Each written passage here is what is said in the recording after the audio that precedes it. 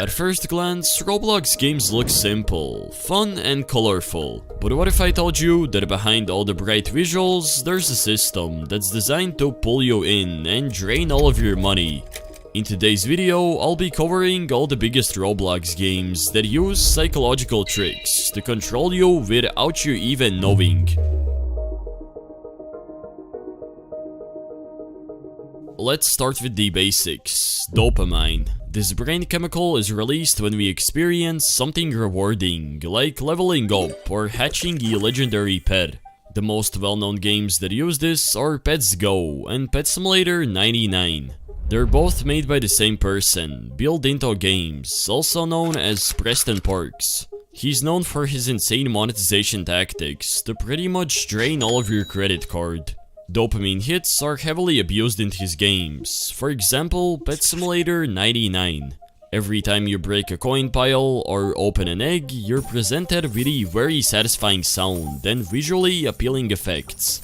The rarer the pet, the better it gets, releasing a bigger dopamine hit. The trick is that you don't always get what you want, but the chances are always visible. Except for huge pets, they're the rarest ones in the game. You'd think spending hours collecting all the best potions and buying a bunch of game passes would get you this rare pet. In most cases, that will never happen because the chances are similar to winning a lottery. The player never knows that and he feels like he's on the edge of winning big. Now let's talk about something simple yet powerful. Social proof. Ever notice how Roblox shows how many players are online, or how games allow you to see other players' pets, titles, and stats? That's social proof. It tells our brain that this pet must be valuable because so many players have it. You don't want a pet because it's rare, you want it because everyone else has it. It becomes a status symbol. It's like seeing a Lamborghini drive by. The biggest companies in the world use this. They don't sell the product, but rather the feeling. And what if you don't have rare stuff? You will start to feel behind, and here reveals the next trick. Out of nowhere, a sudden pressure hits you. You see everyone else with cooler items, but you can't seem to get them. This is where you pull out your credit card and start spending a bunch of Robux. Most players don't even realize they're slipping into a funnel. You buy a pass that gives you 2 times coins, which sounds great. But now that you have all of these coins, you want to open more eggs, except there's a limit. So what do? You buy another pass. Nearly every upgrade is designed to lead you into the next one, a chain reaction of purchases disguised as convenience. Big games also like to use the word limited. It creates a rush and a pressure to get it. When a game offers a special deal, you feel like you have to get it, just because it's limited. In most of the cases, you don't even need it. Daily rewards are a good example as well, especially ones where a day streak is included. Eventually, you will start to log in, just because you have a high streak and you're afraid of losing it all. The prizes aren't even useful anymore, you have fallen into addiction. This isn't unique to Roblox, it's the same strategy used in mobile games, apps, and online businesses.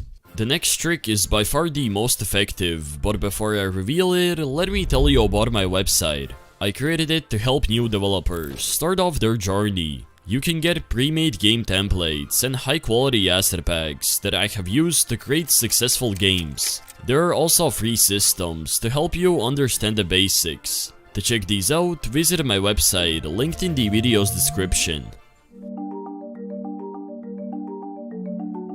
Many Roblox games use RNG, where outcomes are randomized, often with different rarity levels. This is used in many games, especially where you open loot boxes, eggs, or spin wheels. It might seem innocent, but these are essentially gambling systems that are designed to keep you hooked. Take Pets Go as an example. The moment you spawn into the game, a big flashing arrow points you towards a giant dice. It's practically begging you to click it. And when you do, it doesn't just hand over a pet. Instead, you're presented with an animation, a spinning reel of colorful pets flickering past your screen like a slot machine. For a second, it feels like you're just one click away from something insanely rare.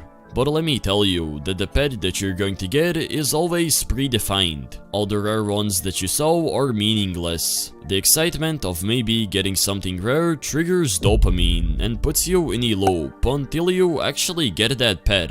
Another popular method is the near-miss effect. Pets Go developers thought about this perfectly. When you're about to roll something really rare, your screen starts to zoom out. You're now 100% certain that you'll get something rare, but half a second later, it switches to garbage. But here's where it gets even deeper. The game offers you a feature that allows you to auto-roll. Essentially, what the developer wants is for you to leave your computer while you go do something else. It's like crypto mining, but you're farming playtime for someone's game. You come back to your computer and notice that you still have the same old garbage pet. You obviously want to boost your luck and start spending money. Then you want more roll slots, more coins, faster roll speed, it's all a trap. Even passes are designed in a way to make you spend more. Take a look at this feature, you can double your luck for 50 Robux. Doesn't seem bad, right? The catch is that it only lasts for 12 hours. Every purchase, the price doubles, along with the luck. You're paying for something temporarily in hopes to get that shiny pet. When you're about to run out of luck, you don't want your Robux to go to waste, so you go ahead and purchase the next tier. Suddenly, you have spent thousands of Robux for a temporary boost. Most of the players don't even realize how rare these pets actually are, so every spin feels like maybe the one.